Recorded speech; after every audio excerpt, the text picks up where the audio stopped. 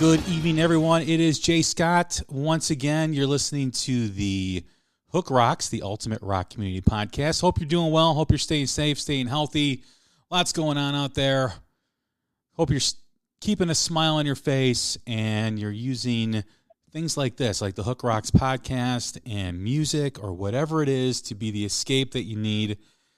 I know certain places are easing restrictions. Like I know my son is about to go back to school 2 days a week, which is exciting and great for him and his social interaction and seeing his buddies and his friends. So I think a lot of that is happening across the country and in other places. So it's great. It means we're making progress. Hopefully that continues. I'd like to welcome in our next guest, who is a repeat guest, who was on, over a year ago. It's been a while. She is the leading UK person when it comes to new rock music and promoting it and exposing it and spotlighting it. There's a lot of great bands here in America. There's a lot of great bands in the UK, and Anne Estella is the place to go when you want to find your fix on new music and what's going on in the UK, whether it's Revival Black, whether it's Massive Wagons, whoever the band is. Anne's got the pulse on it and has talked to them, has created a outlet for them to be exposed and for you to get to know them. What's going on, Anne? Hi, Jay. It's so nice to speak to you again. I can't believe it's been over a year since we talked last. So much has happened in that time. Yeah, so much has happened, I mean, I think we're both, heading down the right path in the right direction. New music is always our passion. We have both, a different approach about it, but no approach is wrong. And I'm glad to have you back on. Thank you. It's a pleasure speaking to you again. We'd like to talk today about the importance of new music and what it means to the livelihood of rock and roll, what it means to the relevancy of rock and roll. You can talk about the classic rock bands who we all know and we all love, and we've seen them in concert and we go to their shows. But the true lifeline, the true lifeblood that's going to keep rock and roll going is the new rock and roll. Because at some point, those classic rock bands are going to stop touring. They're going to stop producing new music. When you look at the landscape over the next 10 years, we're in 2020 this year, 2030, 10 years from now, you can say that with pretty much confidence that 90% of the bands that are touring arenas and stadiums will no longer be making music and will no longer be touring. The likes of your Iron Maidens, your AC/DCs, your Rolling Stones, your Metallicas. Those bands don't have much longer to go. They've said it, and what's going to replace that? What's going to be after that?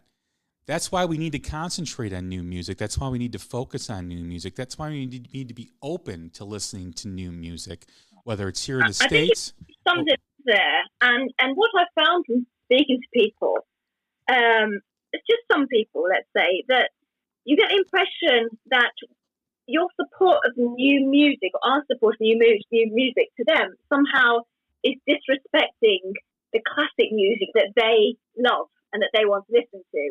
So for some people, that they don't see that you can love both, that you can fully appreciate the great rock bands of, an era that's gone, shall we say, some of which are still making great music.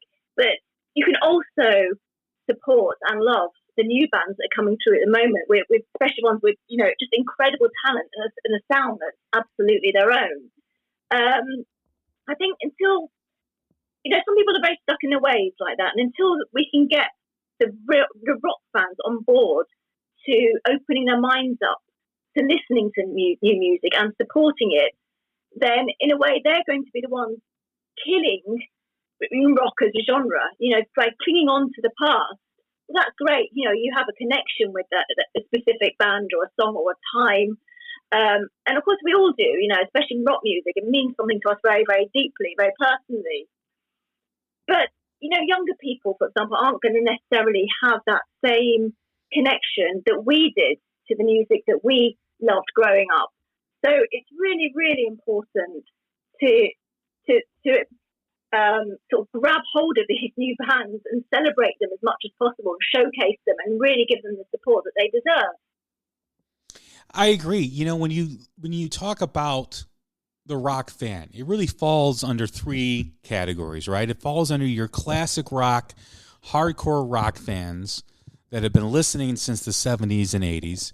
You have your casual fan who just likes the music for background music and doesn't really have that connection to the bands or that loyalty to the music. And then there's the young fan who is absorbing music differently than we did back then. And when you break it down, the classic rock fan is more or less a lost cause. They're not going to want to pick up and listen to new music. When they do, when they're exposed to it, when they do, the majority of them love it. They're like, wow, this is a great band. I mean, how many times have I heard over the last year and a half since I've been doing this? Maybe less than a year and a half, but I have people message me all the time, oh, this band Rival Sons is great.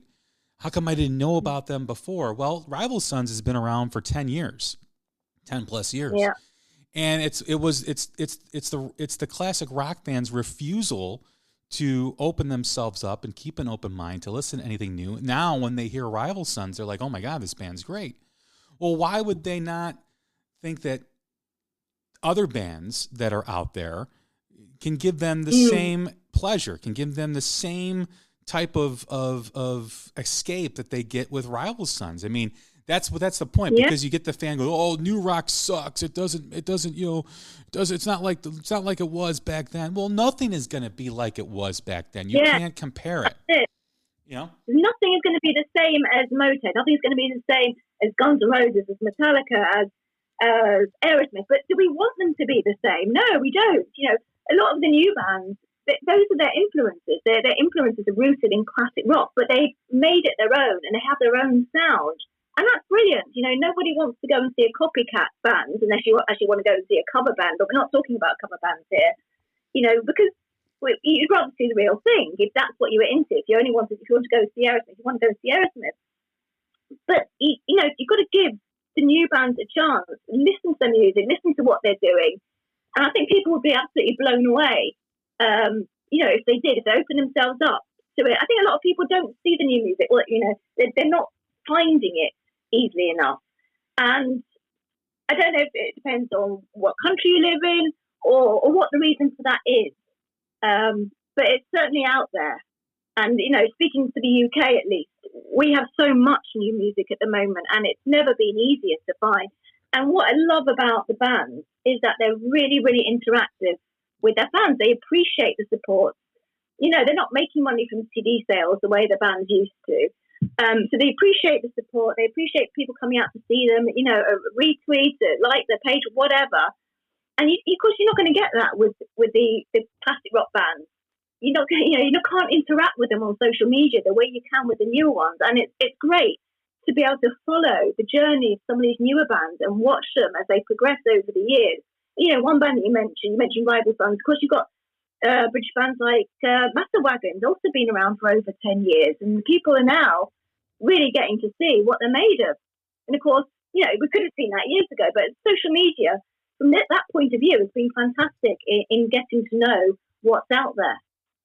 Yeah, I was going to mention Massive Watkins too, along the same lines as Rival Sons. I mean, they've been around for 10 years. I mean, their last album, charted in the UK. Unfortunately, they can't get a sniff in America, which is really disappointing because they're a great, phenomenal band. They're a great, high energy band. They're a band that I think if they had exposure here in America, they would blow up. And that's really the crux of it is the new young audience, because like I said in the beginning of this conversation, they absorb music that's different than what we did when we were younger. We can talk about the physical connection. I've spoken about it before. Now it's different. Now it's point click download. You can download 100 songs. It costs you $14 or $10 a month, depending on what platform you use. And if in a in a minute and a half of the song, you can fast forward to the next song. It's really hard to grab the young generation. Although pop music and hip hop have, and I think rock and roll has not adapted fast enough to their audience, to the younger generation, like other genres have. Yeah. I mean, it could be that old style, that classic rock and roll sound that isn't attracting the younger generation. And, honestly, I don't know what the answer is to that, because a lot of these bands are the younger generation, and yet the people that go and see them are their parents' generation. So, yeah, definitely the industry needs to work on how to get younger people listening to this music and going out and seeing them. Obviously not at the moment with the, COVID lockdown. But next year, there's going to be so many tours on, and I really do hope people go out, and especially a younger crowd, go out and see these bands when they're on tour. I think when I use my 15-year-old as a gauge of what he's listening to, and he posts a playlist every week that I post on my Twitter feed, and it's a mixture. It's mostly new music. It's got some classic rock in there too as well. But him and his friends, they like rock music, and I try to figure out what they're listening to. And I hear bands like the Crownlands, and I hear bands like Joyous Wolf and Dirty Honey, and other bands, Greta Van Fleet and Tyler Bryant, and I see them listening to that music.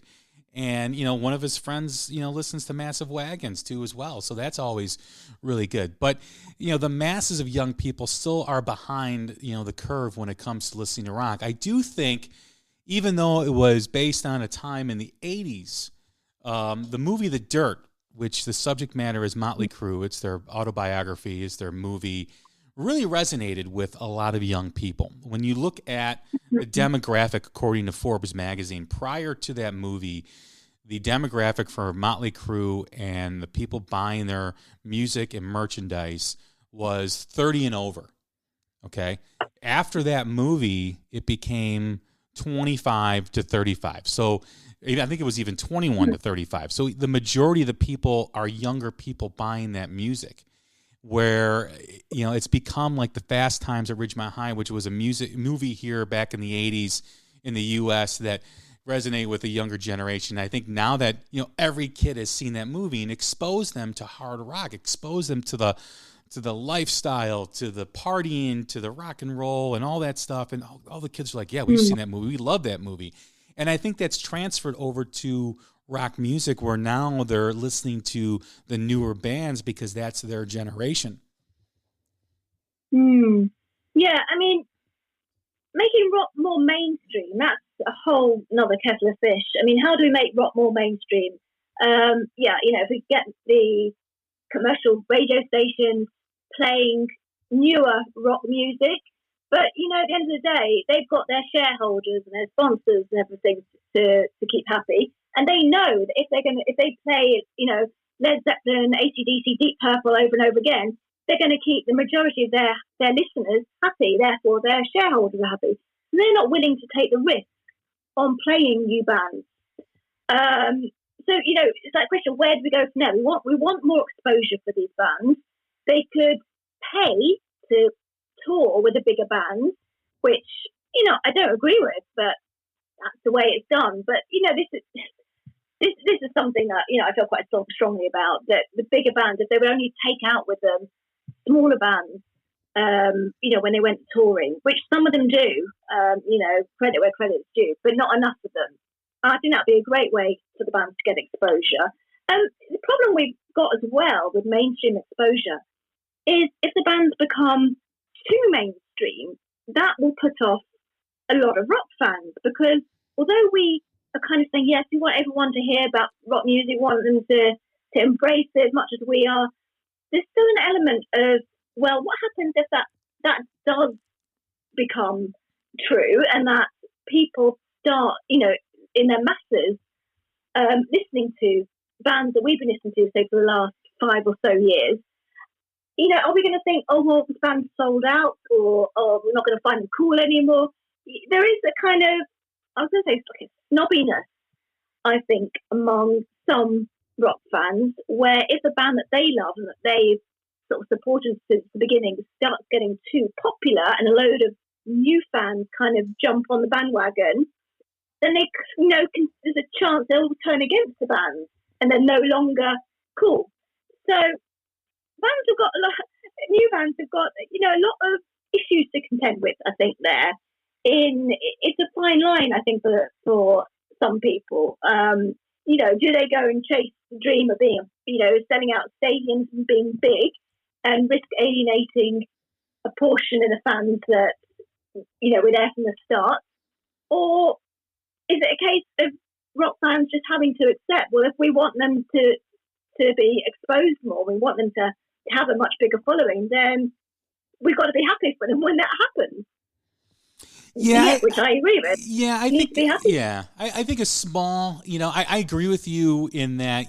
People will, be distance themselves from rock bands that become too mainstream. You always hear the people say "sell out," and they turn their back on their real fans. And there's always going to be that. I think that will always exist. Whether we heard it with Metallica, and we've heard it with other bands across decades that have done that. I just think that it's just a small percentage, but I think it doesn't have to be mainstream again, right? It doesn't have to be, I don't even know if it ever really was mainstream, but I just think it needs to have a place again. And I think the younger generation, like when you grab a young fan, you have that fan for life.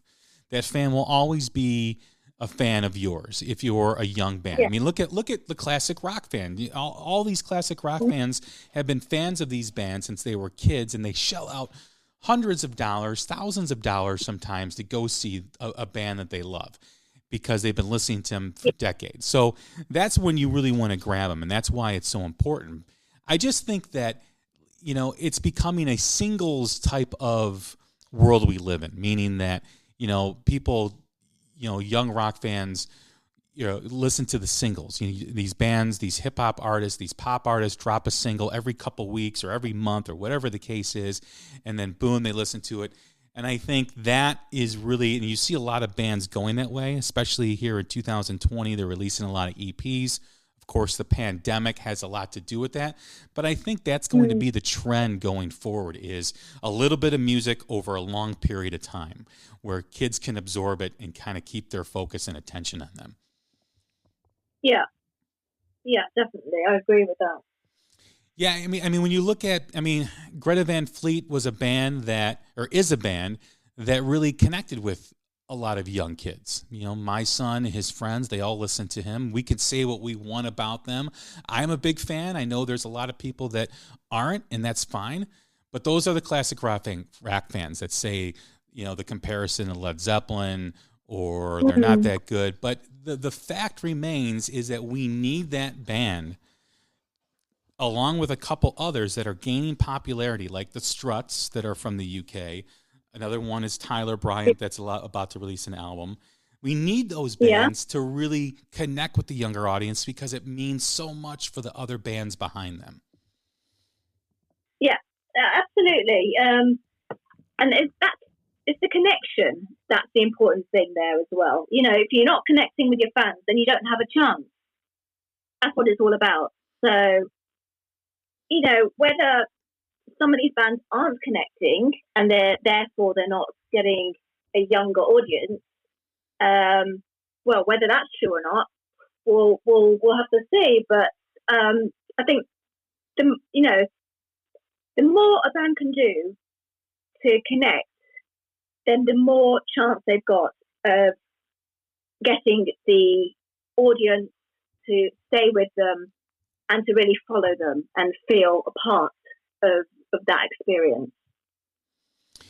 You mentioned the way bands interact with their fans now, which is something that I never experienced when I was a kid.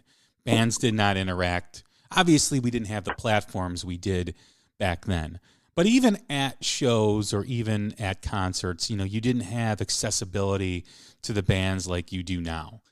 And I think that's tremendous. And I think that's a really unique way that artists can connect. And I know the younger, generation really digs that, really likes that. Like I know my son, talks to the guitar player from the band South of Eden on Instagram. And I know he loves it when a band like, Crownlands likes his playlist and stuff like that. That's really cool for that young fan, that young audience to have that.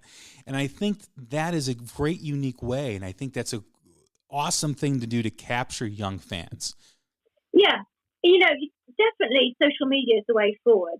And like you said, back in the day, of course, we didn't have social media. And say if you're at a gig, the chances of you meeting the band you were going to see were very, very slim. So you didn't really have any way of communicating with the band itself. Now you do, and that's actually fantastic for the band and for the fans. It can create a very loyal fan base, and that ultimately is what bands want. So yeah, I mean, I'll speak to a lot of bands, and I'll find out what platforms they're on. They'll say, oh well, we do Facebook, we don't do Twitter. Yeah, we just not kind of got round to it, or we do this, we don't do that. And I say, look, you need to be on these platforms, and you really, really need to use them to your advantage because it's for your benefit. And it's not hard to do, but you often find there'll be one person in a band, sometimes more, which is great, but one person that deals with all the social media or social mediaing, as I call it. So all the social mediaing, all the responses be done by one person, and as long as it's being done by somebody, that's absolutely fine. And it's better coming from a member of the band than a manager or a PR company, because people want to connect with the bands themselves, with the artists who are making the music, putting it out there. So I would say definitely, if you're in a new band and you want to grow your fan base and you want that exposure, get on social media and just get on with it. Tweet, retweet, just put as much information out there as possible about yourself and the band, and it will definitely pay off. I'm sure of it.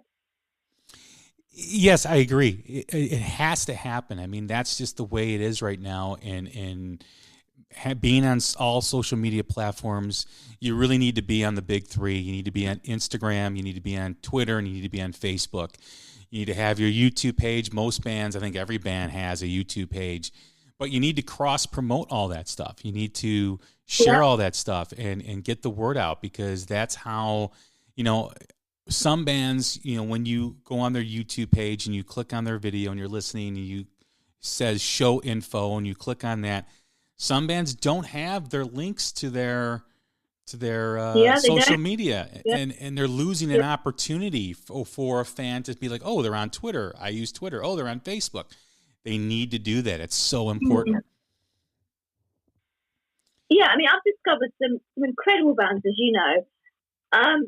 And some of them I've never heard of before. And, they're local bands. And I said, how is it I've not heard of you before?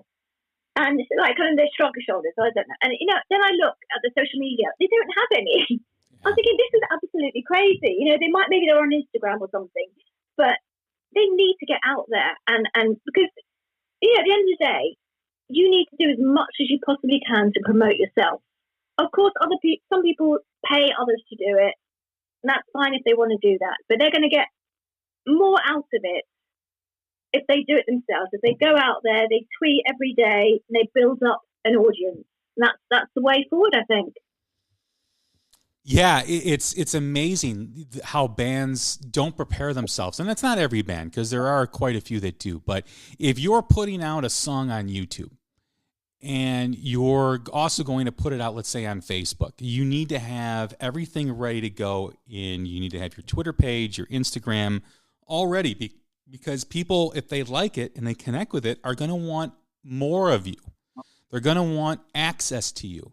And if they find you on YouTube and they primarily use Twitter over Facebook, like I've noticed, and I don't know if this is correct, you can answer this for me, is Twitter not as popular as Facebook in the UK? What you mean among bands? Among bands, yeah. Because I notice a lot of bands in the UK and Europe use Facebook more than Twitter. Yeah. You know what? I think that's true. And I do wonder if it's because they have a slightly older audience who are possibly more likely to use Facebook than Twitter. That's what I thought. Because, yeah, there are bands that definitely in the UK definitely use Facebook more than Twitter. And that's the conclusion I've come to, that it's to do with the audience. That they're aiming towards or that they've already got, you know. But I think they need to be on everything, like you said. Because each platform has got its own audience. So, right, yeah. Very few people use both Facebook and Twitter. I mean, or if they have both, they use one more than the other. And you really need to capture, like you said, both audiences on each platform. That's right, you do. So, it's time consuming. I know that. Social mediaing is time consuming, but it is absolutely worth it. So that's what I always advise the bands: get on Twitter, get on Facebook, and please interact. We want to hear about you and your music, and only you can make that happen. So it doesn't cost anything; it just takes time. You've been in the trenches now for quite a bit, and getting interviews with new bands and shining a spotlight on them and doing a wonderful job. What have you seen, if anything? Obviously, it's tough to gauge because 2020 is more or less the lost year as it will be remembered. So many issues, so many problems, everything got put on pause. But prior to that, there was a momentum building in rock music, both here in America, both in the UK where you're at, in Europe and other places. And what are your thoughts and what have you seen since you started doing this? What has changed? How has the audience grown? Has it grown by you, or what have you seen in your mind, in your view, over the last few years? Okay, so this is what I discovered. My findings of it. In the last few years, and I can speak for the UK, the scene has grown incredibly, more than any of us could have anticipated, thanks largely to Facebook groups, which are just sprouting up, in support of new music. The obvious one, the main group, would be New Wave of Classic Rock, which some people don't like. I have to admit, I'm not a big fan of that tag, but go ahead. Yeah, because I think classic, you're talking about, the emulating classic sound, whatever, but it doesn't mean that. It's music that can be anything from blues and southern rock all the way to alt rock and metal at the heavier extremes, shall we say. So it really encompasses a very, very broad range of rock music. And that group started at the end of 2017.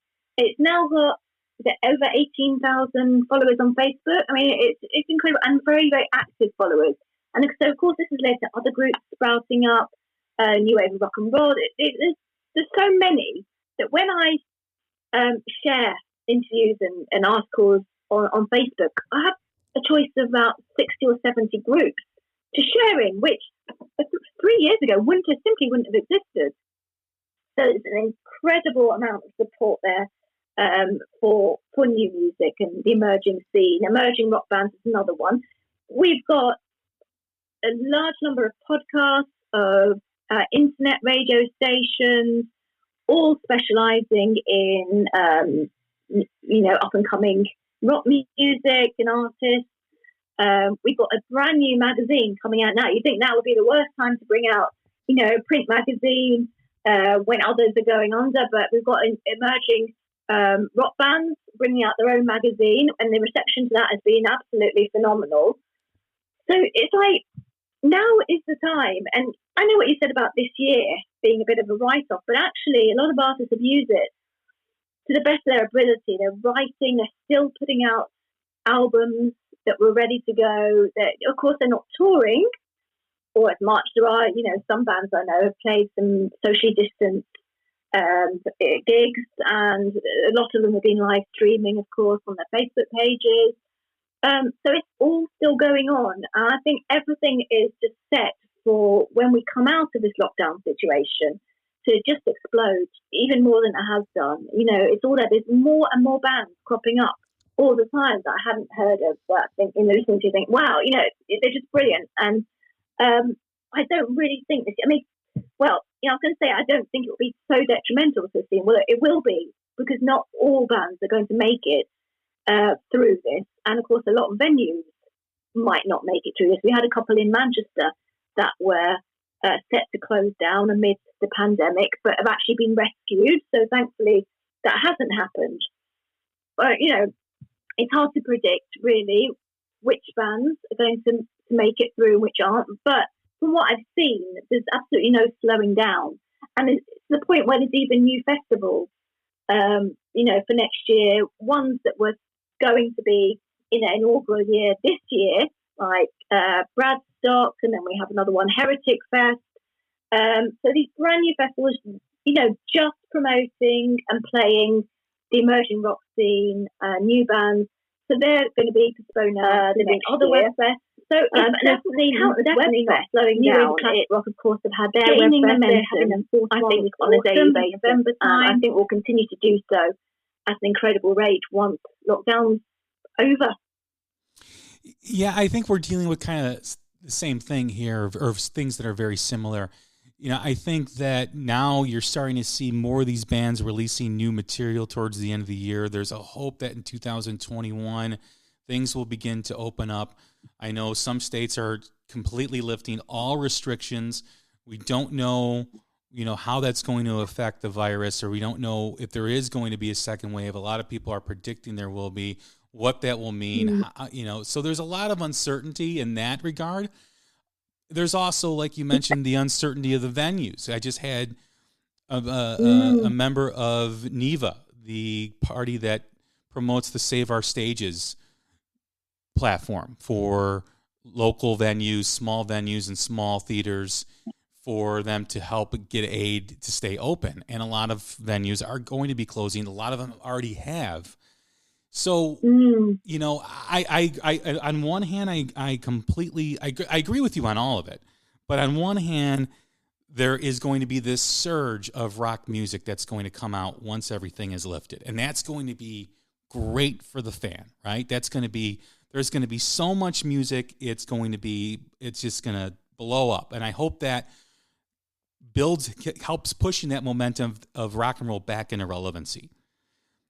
The problem with that is when it does blow up, are there going to be venues that are going to be able to have these bands play at their clubs, at their theaters, and whatnot? That's the big question. My hope is that there's always that supply and demand. So if there's so much coming out and there's so many bands that want to tour that are going to be out there, that people will either open up old clubs again, if that's possible in certain areas. People will take an interest in opening up clubs because there's going to be so much coming out.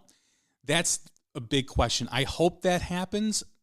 I don't have any factual data to support that. I'm just hoping that that's what occurs, because right now, obviously there's no supply because no one's touring, so things are closing. Mm-hmm. But when that does happen, will that give a rebirth to those small clubs and venues? That's the big question, right? Yeah, will they be able to get through this to the point where when they are able to reopen, that they can physically do it? That they've got the finances to be able to host them. Because the problem is, if you're a small venue and you can only hold a very small number of socially distanced audience members, then it's not financially viable for the venue to open at all with all the costs that it incurs. So, yeah, you've really got to consider these things. Certainly not easy for the venues. And now there's talk about, certainly in the UK, about possible second wave, and that stricter lockdown measures and things are now being postponed further. Whereas there were gigs planned for, say, the end of this year, those gigs are now being postponed to next spring and summertime. So it's like, when we thought it would be safe to go out, it's not going to be anymore, and those plans have changed. And hopefully, the venues can sort of hang on that bit longer until they are able to reopen and continue going as before. Obviously, like I said, there were those two venues in Manchester that had shut and have been saved. Whether we'll hear more of that, I just don't know. It's such an unprecedented time we're living in at the moment that we just don't know at this stage what's going to be able to thrive as we come out the other end. You're right. We just don't know. And we are kind of keeping our fingers crossed that all the stars align and it creates that momentum that has been lost this year.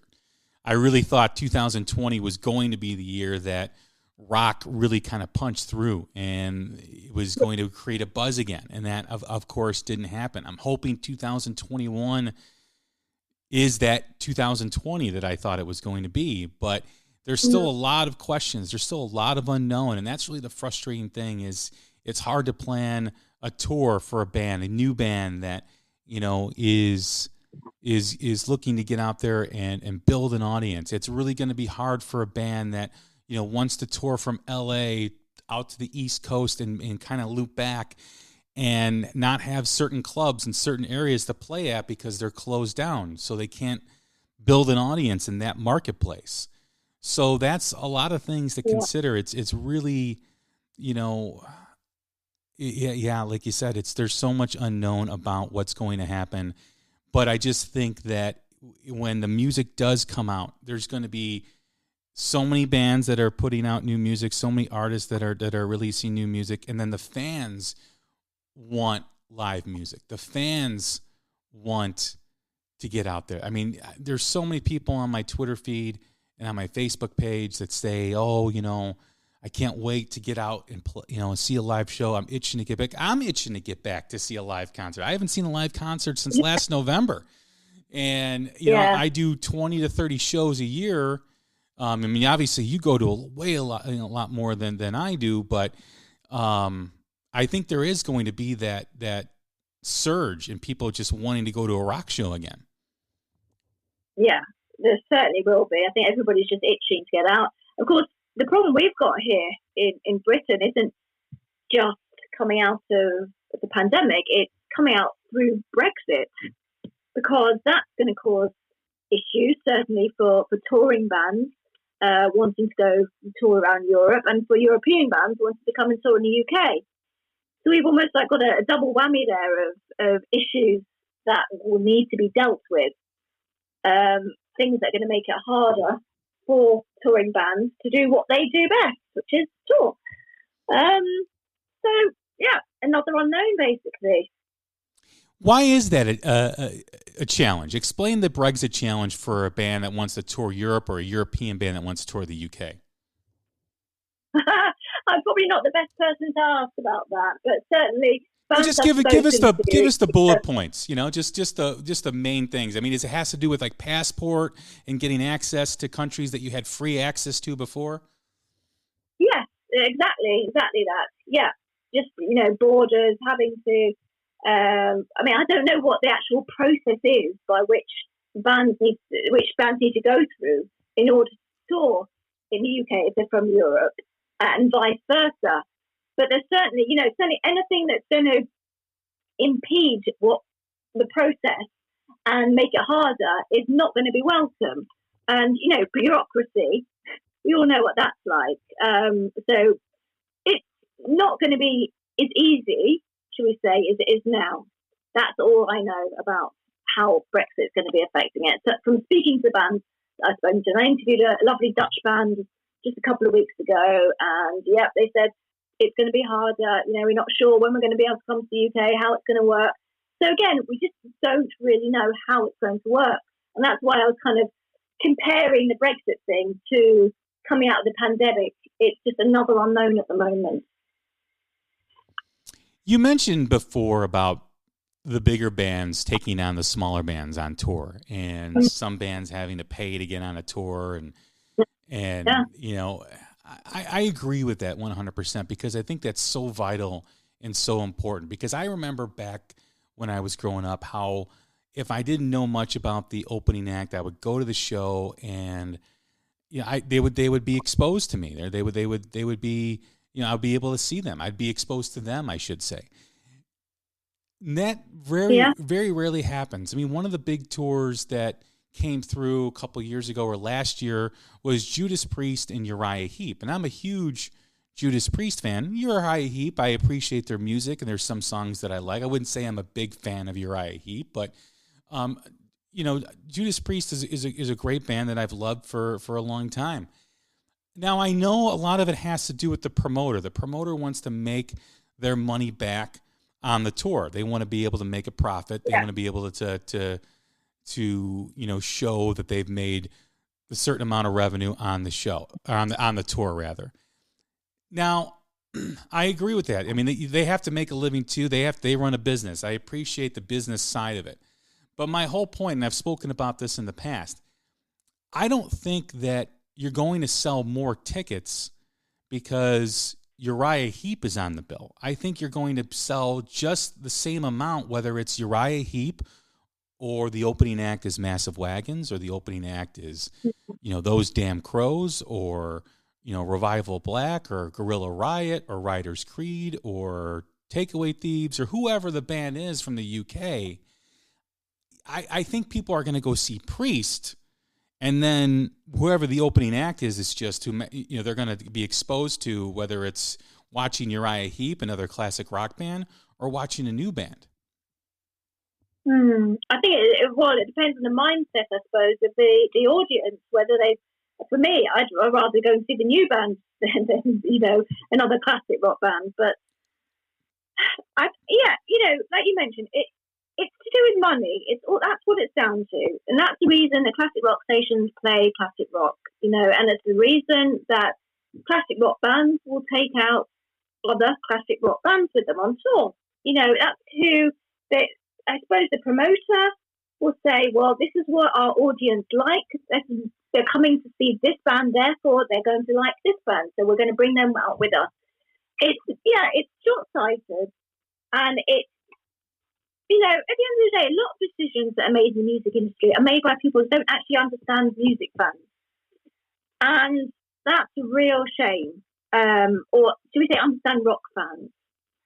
I think people that would assume that a classic rock band, and I'm not talking about a huge band, but just taking a classic rock band on tour with you is going to sell more tickets. I think that's a very short-sighted way of seeing things. I think there's a lot, certainly at the moment, there's a lot of love for the emerging scene, and I think they would possibly sell more tickets by bringing out an emerging band with them. Because, like I said, these bands will go on their social media pages and they'll be tweeting about it, and there'll be a huge amount of interest drummed up through their social media. From my point of view, they should definitely bring out the newer bands. Whether it will ever happen, that's down to the bands, and that's down to the promoters. I think about the band Deep Purple and their tour last summer, and they brought a young band from California called Joyous Wolf, who is just an incredible band. And they brought them on tour throughout North America. And, comparing that to Judas Priest, who brought out Uriah Heep, if you kind of compare, apples to apples, I don't think the crowd size was affected because Deep Purple brought out a young band. And that's kind of like, your point and my point, where if I see Judas Priest touring, because they're one of my favorite bands, I'm going to go see them. I don't care if it's Uriah Heep or a young band from the UK. I'm going to go see them. Now, if it's a young band, for me, I'm more, inclined to go early to see the young band because, I've never heard this band before. I'm going to go check them out. Whereas if I'm not the biggest Uriah Heep fan, I may not show up till like the middle of the opening set, right? I may not show up, because, Uriah Heep's okay. I mean, and that's kind of how I feel. It's not that, dislike them. They've just been a band that, there's a couple songs that I like that, maybe I'll go check out half their set. But if it's a new band that I'm like, I've never heard before, I'm like, I want to go see who this is, check them out, be exposed to them and, give them a listen. Where Deep Purple did that. Yeah. I mean, the crowd that you saw and heard that reacted to Joyous Wolf was all positive. And I think that more bands need to do that, need to bring out, or if they're forced by the promoter to bring out another classic rock band, because sometimes the promoter has the say, then put a third band on the bill. Put a third band on that is the younger band. Do that. I think that's important. And I think the headliner still has a lot to say with what happens. Yeah, I think that if the promoter feels they're not going to make any money from it, from bringing on a new band, then they're just not going to do it. Because at the end of the day, it's an industry, music industry is an industry, it's a business. They want to make money from the tours. So they think, right, we're going to put an established band up and tried and tested, should we say. So that's what's going to make us the money. And I think it's a lot of it to do with the mindset of the audience as well, as to whether they'd be sort of open to going to see a band they hadn't heard of before. Like you and me, yeah, we definitely would. But there are certainly some people out there that say, oh, I've never heard of them. I don't want to see them. Why would I? They're a new band. They're probably going to be rubbish. And that unfortunately, is the mindset of a fair few classic rock fans. Thankfully, not all of them. But, at the end of the day, if the bands that we grew up listening to weren't given a chance, then, we wouldn't have heard them. So these bands have got to start somewhere. And I think, unfortunately, you'd end up with a situation where rock fans that are causing rock to die by not supporting the next generation of bands. And that's really the essence of this conversation. The lack of interest in new rock music is what's going to be, like I said, rock and roll will never die. It will always be played, but it's going to become smaller and smaller. The relevancy is going to become less and less, and it's going to be like what jazz is, where it's in small clubs or small theaters, because it just doesn't have the audience. I mean, when someone says to you, new rock sucks, it either means that they've never really listened. If they heard one or two bands that they didn't like, they basically say, oh, everything, it sucks. They won't even listen to it. They're not my Led Zeppelin. They're not my Guns N' Roses. It's just a very closed-minded way of thinking. And we said at the beginning of this conversation, every time you sit down with a person who thinks that new rock music sucks and you play new rock music for them, by the end of that conversation, they'll like the bands that you're playing for them. And it's amazing that how short-sighted and closed-minded someone can be about music. And rock music has given so much greatness and so much memories to someone's life. It's almost like the rock fan is killing rock and roll, and by just not listening, by not engaging in it. It's very sad. Yeah, and if you try and promote new rock music to people that think it sucks, that don't want to listen to it, they will react to you as if you're trying to take something precious away from them by denigrating their memory and their connection with the music they love, which of course you're not trying to do at all. You're just trying to say, listen to this as well as whatever you're listening to, and you'll see the talent is there, the songwriting is there, the lyrics, everything. You just need to give it a chance. But I sometimes think of parallels with other things. For example, art or books. You wouldn't say, I couldn't imagine, somebody saying, right, well, I love Shakespeare. Everything Shakespeare's written is the best. Therefore, I'm not interested in reading any new books or anything beyond that, because it's not going to be the same and it's not going to be as good. You just don't do that, So you've got the same with art. You wouldn't say, well, I'm only going to look at paintings by by Rembrandt or Picasso because those are the paintings I love, or Van Gogh. And I'm not going to look at any other artwork because it's not going to be as good and it's not going to be the same. That doesn't happen. But so why is it happening with rock music? Yeah, that's the big question, right? I mean, when you think of a sports team, whether it's Manchester United or whether it's the New York Yankees, athletes come and go from those teams, and just because an athlete leaves or retires from a soccer team or from a baseball team or from a football team doesn't mean you are no longer a fan of that team.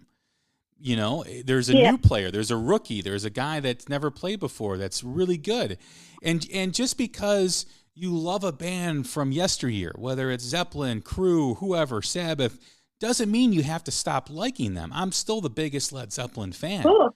But I love the new energy of the new music. To me, if I only listen to the same bands for the rest of my life, I'm 45. If I only listen to the same bands for the rest of my life would be boring.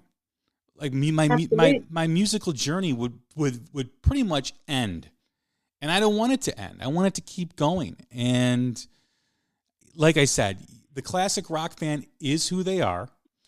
And it's very hard for someone like you or myself to turn them. But I think at the end of the day, the push needs to be with the younger audience because I think they're still open-minded. Their minds are still open to new things and new experiences.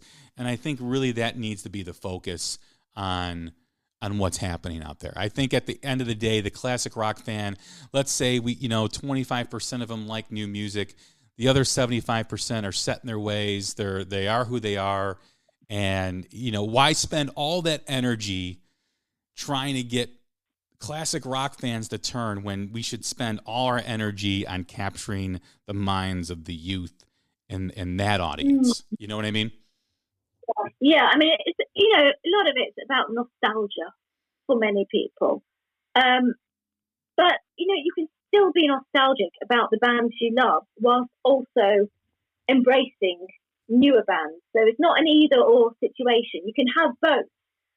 And, that's exactly what we should be doing, supporting the new bands, helping them to get to the place that the bands that we love from yesteryear have got to. Why should it stop? There's no reason why it should stop. Things have changed, like we said, social media and people consuming music in a very different way to before. But yeah, everything changes in every aspect of life. That's the way it is. Some people see it as progress, other people don't. But either way, it's going to happen. So, as long as we can see the talent is out there, then we need to embrace that and really, it's a shame when I hear of rock fans saying, no, all like new music's rubbish. Because, what do they want to happen? They want to just listen to their music that they've been listening to for like 40 years and then it will all end and that's it. But, they're happy in their own little bubble. But the world doesn't work like that. We don't, apart from that, when we are all in bubbles. But most of the time, things progress, things move on. Yeah, sometimes it's not always for the best.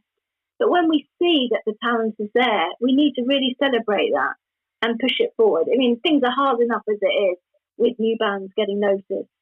So anything we can do to help support the new bands on their journey, then, all the better. Let's talk about the tag, the new wave of classic rock, because it's an interesting tag that is on social media. I've talked to a lot of bands. I've interviewed a lot of new bands on the New Music Spotlight that I do for the podcast. Off the record, they don't like the tag because they feel that they're new, they're not classic, that they don't want to be associated with classic rock. Because when I talk about classic rock with my son, classic rock for him is dad's music. Where, and I can see where new bands want to be their own entity. I don't think that, the new wave of classic rock tag comes from a bad place. I think it's actually positive. I think it's great that they're trying to expose new bands. I have nothing to bad to say about what they're doing on their platform. I think it's awesome. But do you think Yeah. that classic word in there, that word classic, Yeah. is a It detriment? certainly is problematic, and I've had bands say very similar things to me as well. I've had other people say it's an oxymoron. How could it be new? How could it be sort of classic at the same time? I think, well, I don't know for sure. I think that if the creator of the Facebook group could go back and change the name in hindsight, then they possibly would. Because using classic in there does put people off it. I know that.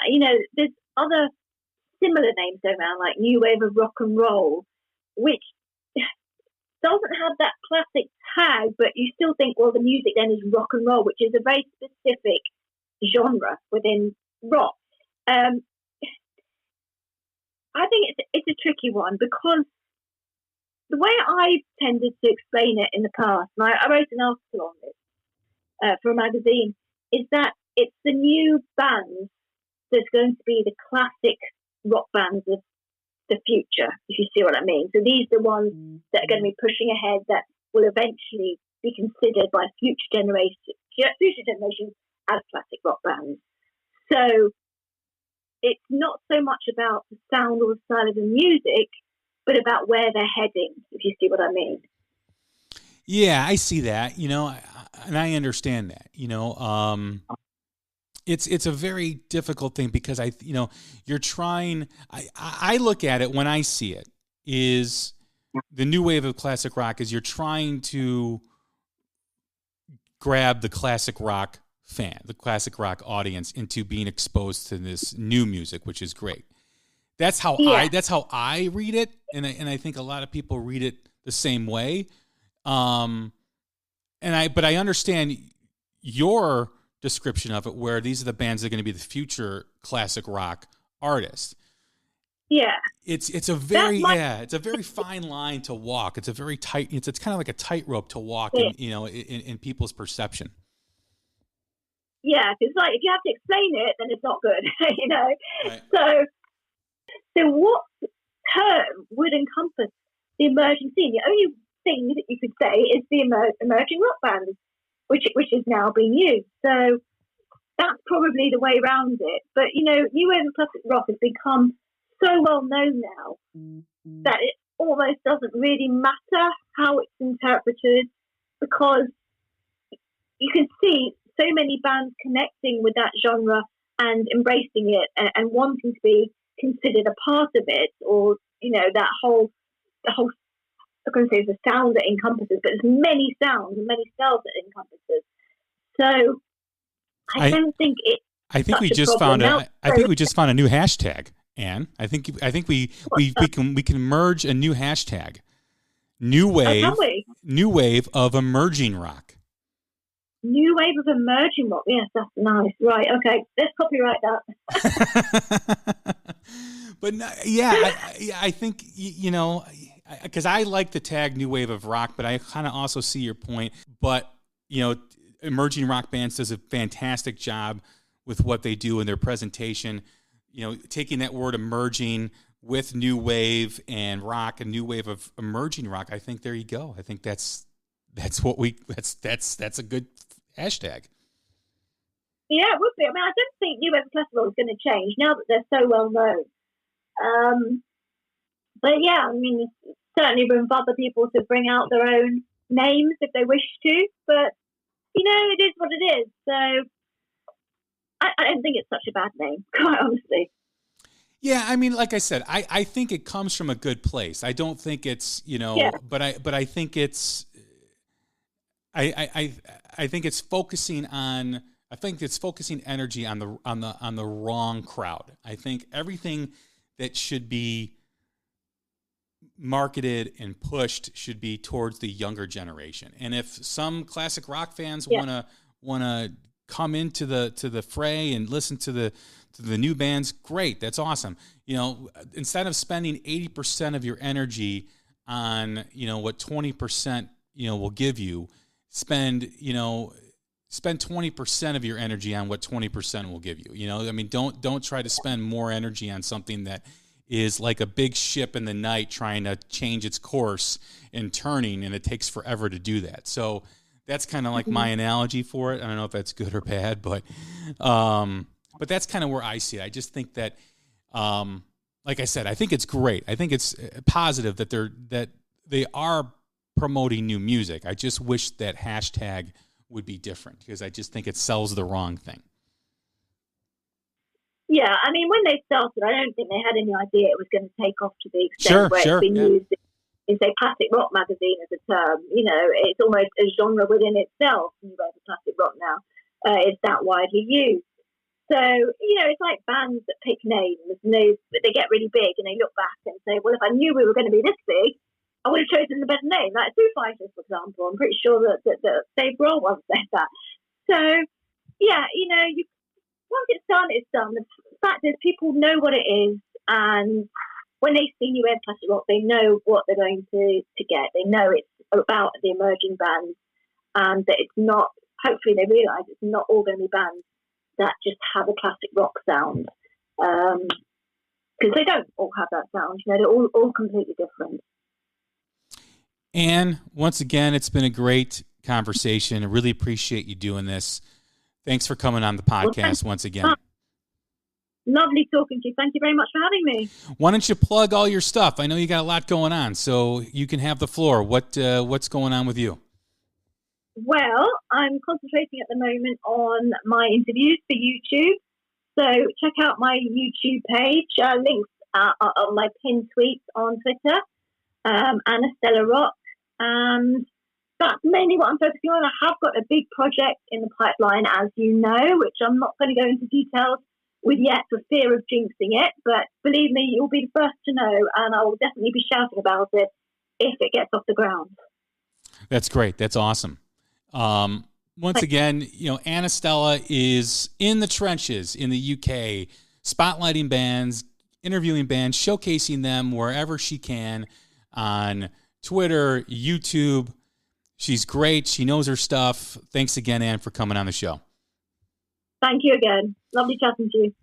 I'm Jay Scott. This is The Hook Rocks, the Ultimate Rock Community Podcast.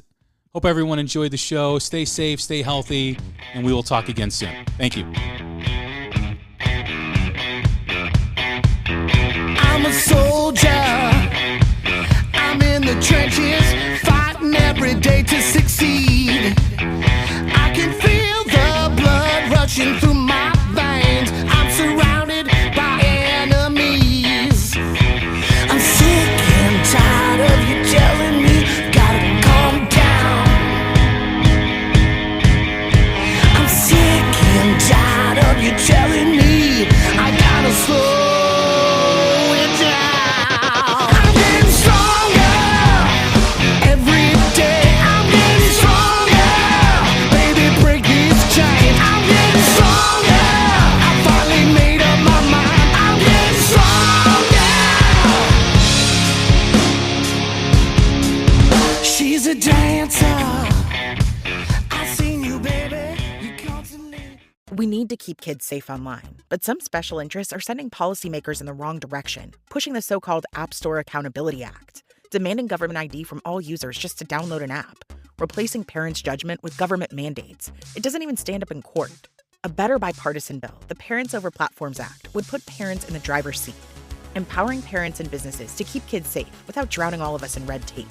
Tell Congress to get it done right and put parents over platforms. Paid for by ACT, the App Association. This episode is brought to you by Nespresso. Introducing Virtuo Up, the latest in a long line of innovation from Nespresso. It's innovation you can touch, sense, and taste in every single cup.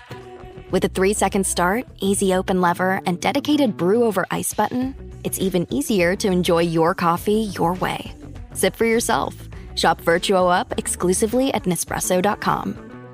Jackson Hewitt handles your taxes and your stress. Inhale on no surprise price of $149 or less.